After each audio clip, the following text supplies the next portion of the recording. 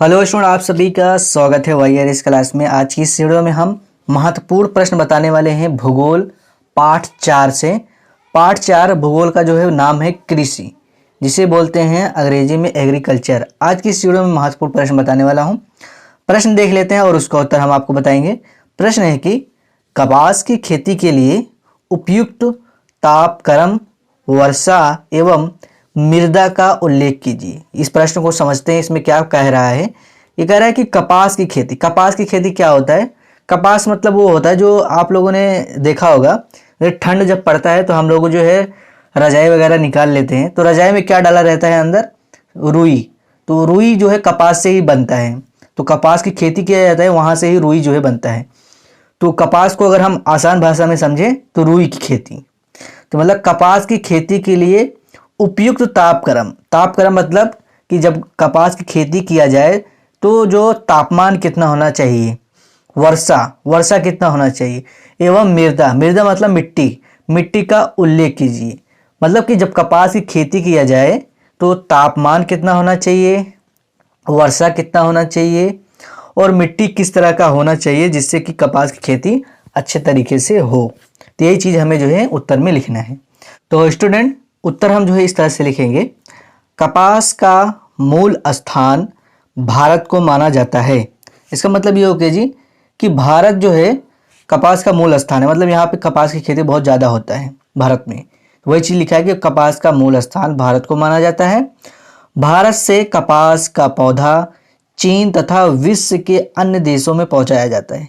यानी कि जो हमारा भारत देश है, अगर कोई बाहर देश का जो है अमेरिका, जापान, चीन जो है पौधा अगर मंगाना चाहता है कपास का, तो उसको जो है भारत से भेज दिया जाता है। तो वही चीज़ यहाँ पे लिखा गया है कि भारत से कपास का पौधा चीन तथा विश्व के अन्य देशों में पहुंचाया जाता है।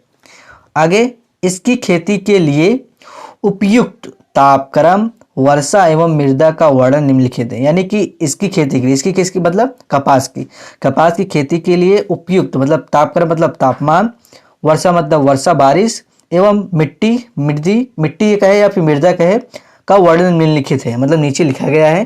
तो आपको हेडिंग डालना है पहला, तो ये आपको हेडिंग डालना है काली पेन से तापक्रम। उसके बाद आपको लिखना है कपास के पौधे के लिए साधारणतः 20 से 35 सेल्सियस तापमान की आवश्यकता होती है। यानी अगर कपास की खेती जब किया जाए तो जो है गर्मी जो होना चाहिए सूर्य की रोशनी से, वो जो है 20 से 35 सेल्सियस जो होना चाहिए। इससे अधिक होगा तो जो है कपास का पौधा जो है मुरझा जाएगा, यानी कि नष्ट हो जाएगा। तो वही चीज़ यहाँ पे लिखा गया है, कपास के पौधे के लिए साधारणतः 20 से 35 सेल्सियस तापमान की आवश्यकता होती है। आगे, पाला और ओले इसके लिए हानिकारक हैं। यानी पाला और ओला जो है इस पौधे के लिए हानिकारक है। अगर इस पौधे को लगा दिया गया है और पाला और ओला जो है खूब तगड़ा पड़ गया अगर, तो जो है पौधा जो है नष्ट हो जाएगा, पूरी तरह जो है खराब हो जाएगा। वही चीज़ यहाँ पे लिखा गया, पाला और ओले इसके लिए हानिकारक होते हैं।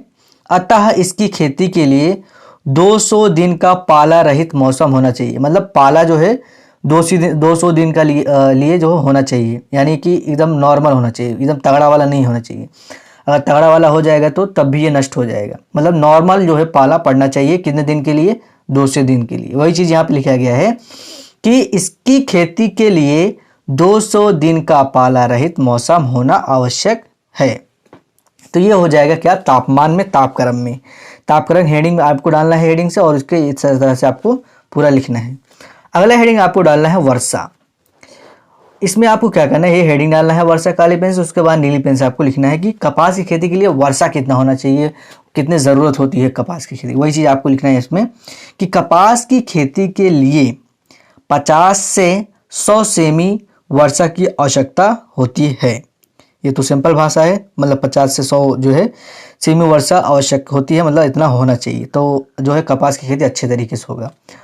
किंतु यह वर्षा धीरे धीरे वह नियमित रूप से होना चाहिए। मतलब ये जो 50 से 100 सेमी वर्षा होना चाहिए वो जो है धीरे धीरे, मतलब कि जैसा अगर आज बारिश हो गया है तो फिर एक हफ्ते बाद या 15 दिन बाद फिर थोड़ा हो, फिर 15 दिन बाद या एक हफ्ते बाद फिर थोड़ा थोड़ा हो। अगर एक ही दिन इतना ही बारिश हो गया तो फिर पूरा डूब जाएगा, जो खराब हो जाएगा। मतलब थोड़ा थोड़ा करके जो है डेली हो, या फिर जो है थोड़ा करके एक हफ्ते बाद या 15 दिन बाद थोड़ा थोड़ा हो तो ठीक रहेगा। वही चीज़ यहाँ पे लिखा गया है कि यह वर्षा धीरे धीरे व नियमित रूप से होनी चाहिए। आगे, वर्षा की अधिकता इस फसल के लिए हानिकारक होती है। मतलब वर्षा जो है अगर बहुत ही ज़्यादा एक ही दिन हो गया तो वो जो है फसल बर्बाद हो जाएगा। तो वही चीज़ यहाँ पे लिखा गया, वर्षा की अधिकता मतलब बहुत ज़्यादा इस फसल के लिए हानिकारक होती है। तो ये चीज़ आपको लिखना है। उसके बाद अगली हेडिंग डालना है मिट्टी। काली पेन से मिट्टी आपको हेडिंग डालना है। उसके बाद आपको लिखना है नीली पेन से कि आर्द्रता युक्त मतलब मौसम के अनुसार चिकनी व गहरी काली मिट्टी कपास के उत्पादन के लिए उपयुक्त है। मतलब कि अगर कपास की खेती करना है तो चिकनी व काली मिट्टी अगर होगा ना, वहाँ पे जो है कपास की खेती अच्छे से होगा। तो वही चीज़ यहाँ पे लिखा गया है कि चिकनी व गहरी काली मिट्टी कपास के उत्पादन के लिए उपयुक्त है। इसमें खनिज व जीवाश्म पर्याप्त मात्रा में पाए जाते हैं। किसमें? मतलब काली मिट्टी में जो है खनिज व जीवाश्म पर्याप्त मात्रा में पाए जाते हैं, जिसकी वजह से जो है कपास की खेती अच्छे तरीके से जो है हो जाता है। तो स्टूडेंट, ये था महत्वपूर्ण प्रश्न। ये परीक्षा में आपके लिए बहुत ही महत्वपूर्ण प्रश्न है। ये आपके परीक्षा में पूछा जा सकता है। तो आप लोग जो है, जैसे मैंने आपको बताया है, अच्छे से आपको ये प्रश्न लिख लेना। उसके बाद आपको उत्तर जो है हेडिंग बाय हेडिंग आपको अच्छे से उतार लेना है। एक बात आपको यहाँ पे और ध्यान रखना है, आपसे बहुविकल्पी में यह प्रश्न पूछा जा सकता है कि कपास की खेती के लिए कौन सी मिट्टी उपयुक्त होती है। बहुविकल्पी प्रश्न है। तो आप देख सकते हैं तीसरी हेडिंग में आपको बताया था कि यहाँ पे देखिए बताया गया है कि चिकनी व गहरी काली मिट्टी कपास के लिए उपयुक्त होती है। मतलब काली मिट्टी जो है कपास के खेती के लिए अच्छा होता है। तो कैसे पूछेगा यहाँ पे मैंने लिखा भी है। तो अगर आपसे परीक्षा में पूछ ले तो आपको यही बताना है। तो स्टूडेंट, आपसे परीक्षा में बहुविकल्पी प्रश्न इस तरह से भी पूछा जा सकता है कि कपास की खेती के लिए कौन सी मिट्टी उपयुक्त है। मतलब कपास की खेती अगर किया जाए तो कौन सी मिट्टी जो है सबसे अच्छी होती है। जलोढ़ मिट्टी, पर्वतीय मिट्टी, काली मिट्टी या फिर दोमट मिट्टी। तो अभी हमने आपको उत्तर में बताया था। यहाँ पे देखिएगा समझाते वक्त, यहाँ पे देखिए मिट्टी आर्द्रता युक्त चिकनी व गहरी काली मिट्टी कपास के उत्पादन के लिए उपयुक्त है। मतलब काली मिट्टी जो है वो कपास की खेती के लिए अच्छा होता है। तो वही चीज़ आपको क्या करना है, यहाँ पर ये वाला ऑप्शन जो है आपको सही है, आपको यही लगा देना है ऑप्शन। तो उम्मीद करता हूँ वीडियो पसंद आया होगा। वीडियो पसंद आया वीडियो को लाइक कर दें, सब्सक्राइब कर दें। मिलते हैं अगली वीडियो में, तब तक के लिए थैंक यू।